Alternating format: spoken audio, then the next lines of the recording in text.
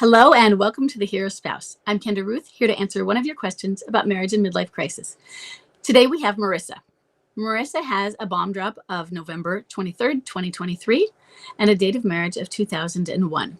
She is not familiar with either energy level or contact types. She says, hello, I have a question about the escape and avoid stage. Does an affair start in the beginning of escape and avoid, or can it happen after they have been in a stage for over a year or two? If I missed this, I apologize. I've read and so much over the years about midlife crisis that I can't remember your opinion on this. I've seen others say that the affair usually begins first in the beginning and that it can last a while. Are there any signs that it will burn quicker? Do multiple attempts at an affair occur as well? So first, a question. What happens? So a comment. Not all midlife crises have an affair, right?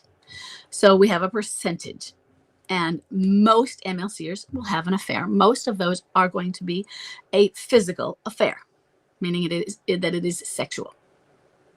So what happens if you have an MLCer who they come in here, you talk to everybody out here, and they're not having an affair, and they really aren't. Like, yeah, maybe, but you discover they really aren't. And then later they find somebody.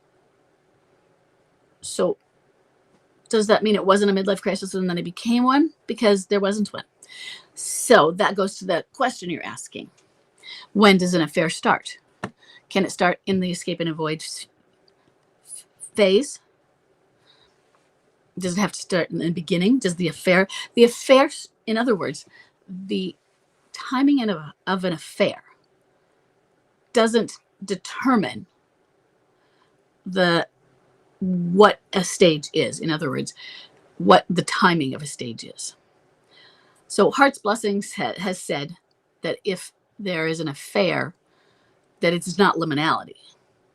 And that's not what I mean. I mean that if there's an affair, it doesn't mean, it has to be the beginning if the affair is started. Because what if they haven't found somebody? Or what if somebody has broken up with them and they found another and another and another? What if they've tried to find somebody? So somebody might not be successful at finding an affair. So some MLCers just aren't great at finding someone. Some MLCers are low energy wallowers. And they're just out there plodding along, no affair. And they stumble into somebody, maybe. And they hadn't planned it. They really weren't one of those. But 3 years in, they meet somebody.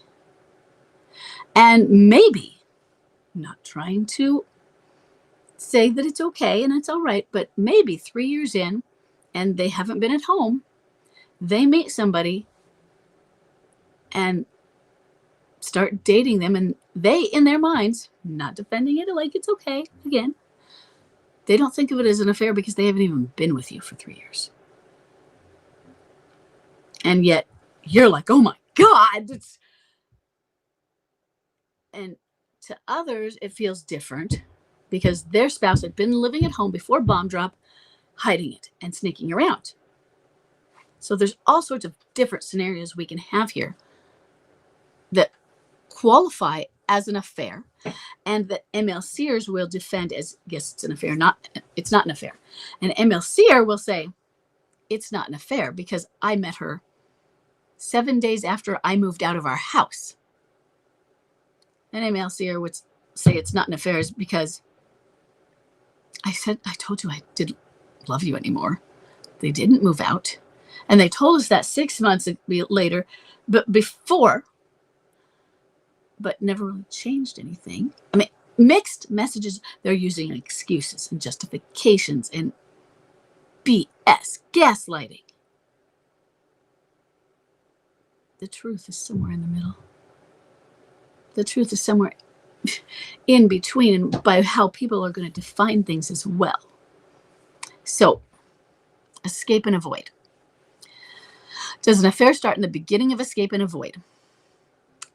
Oftentimes, an MLCer will have someone waiting in the wings. Not always. Oftentimes, an affair has already started. It may have started as emotional affair and not become physical yet, or it may have been going on already. Sometimes bomb drop is because you have discovered it or started to discover, and it comes out at bomb drop because you start to ask about it, you bring it out. But some form of discovery is bomb drop. Okay. So it's not so much as an opinion on it as the affair could be at any point. But for the most part, most people will be of the mind that escape and avoid is the point when the affair is. And many believe liminality is not when there is an affair. I'm not going to be black and white on that. I'm not going to be like Heart's Blessing, where she feels that it is absolute no. If there's liminality, there cannot be an affair. And I think that the affair is less likely to be there. But I'm not going to go black and white. What about the affairs that never go away? What about those that do go toward, let's say, marriage, or they are constant live-ins for the rest? And those who seem to stay together forever and never come out of, I don't want to say come out of midlife crisis, but they never come through. They just stay stuck people instead.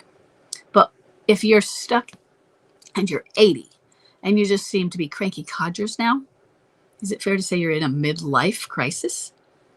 You're just a cranky codger now. You didn't progress. You didn't go into liminality, I guess. You didn't do that. So maybe that's fair to say they never went there. But they are no longer in escape and avoid either. Because I guess their whole life is escape and avoid. It's just not fair to say midlife crisis anymore. It's not exiting a tunnel. It's not entering a tunnel. It's just, this is a person who no longer progressed. And it's no longer fair to put that label on us.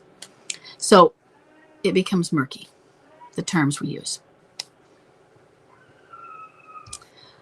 But maybe people do grow together later. We can't say. It's not fair to have all or nothing terms, no absolute modifiers. There are going to be exceptions. And so for the most part, liminality is a time, other than is the next piece after escape and avoid, where somebody is going to be facing the mirror. And so that would be a time where they are more likely to be getting rid of or have gotten rid of the alienator. But there are going to be exceptions. Okay. Rare. So let me look. I've seen others say the affair begins first in the beginning and can last a while. So how long does a midlife affair last? Many years ago, it might have been in Frank Pittman's book. You'd have to look up Frank Pittman. I can't remember the title of it. One of my favorite books from many, many years ago on infidelity. It might have been his book, but it might have just been statistics that he cited. The average affair lasts 6 months. But that is not the average midlife crisis affair, which I believe is about 3 years. And you can take that with many, many, many grains of salt because they can last much longer, especially those that go toward permanent relationships. And I'm sorry, some do. That does not mean most do. But there are always going to be your outliers. My dad's marriage was one of those. He was the other man, and they married. And they married, and they were until he died, and that was 29 years. So it happens. And I'm going to tell you, it wasn't a great marriage. Not that they would say that or not, but they were not pleasant to be around. They were the Bickersons, if you want to know. Successful in that it didn't end. But I never felt that it was also pleasant. So you can take that for what it is. Are there any signs that it will burn quicker? I think it is what it is. Rather than burning quicker, you just need to accept the lifespan of it and that it's going to burn as it's going to burn. Do not do anything to make it burn. You don't want to be the one to end it because then you're the bad guy. And maybe that's going to be backfire on you. Because if you're the one to end it, then I'm saying if you're the, let me rephrase it, you're the one trying to end it. That's when it backfires. Maybe, what if that's discovered? Maybe it backfires and you solidify it. That's not what you want to happen, is it? Then you're the scorned one. And they ride off into the sunset. So let the alienator figure it out. Let them ruin their relationship all on their own. Let them sink the ship. And you sit back and let it happen. I know it's hard to do, but let it happen. That's how to get it to burn quicker, honestly. And you know, the other ways to let it burn quicker,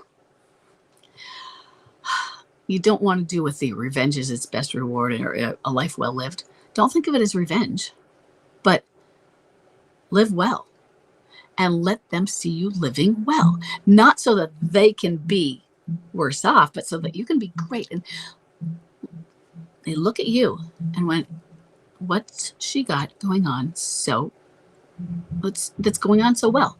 Your MLCR looks at you. Why is her life so great? What's she got? What is her secret? And the alienator looks at you and worries. Hey, he's checking her out. Gets more jealous. It puts more thorns in their relationship. He's looking at her. He's checking you out. He's wondering. She gets more worried. The more worried she gets more jealous. She gets more anxious. All of these things create conflict in their relationships. The better you are, the worse she is. It's sad. It's really sad that somebody's life is often that way. But the better off you are oftentimes, the worse she is, because it's a zero-sum game with them, with her at least. And the balance of it is when you do better, she worries about it because she worries she'll lose him. And if it doesn't work that way, and he is a full-on narcissist, then you are not winning something back that would be beneficial to you. And maybe they deserve each other because they're not getting something good out of it when they're together. And it might not feel that way to you right now. It might not. But what she's got isn't a prize. She's got the MLCer. And right now, having the MLCer and escape and avoid that person, it's an awful person. Let her deal with that terrible monster. Okay? And you be happy. Work on joy. They see your joy. They're like, and you can just ride off laughing. Ha! You see? I'm the one who got the prize, you say. And it might take you a while to learn that. Okay. But it's there.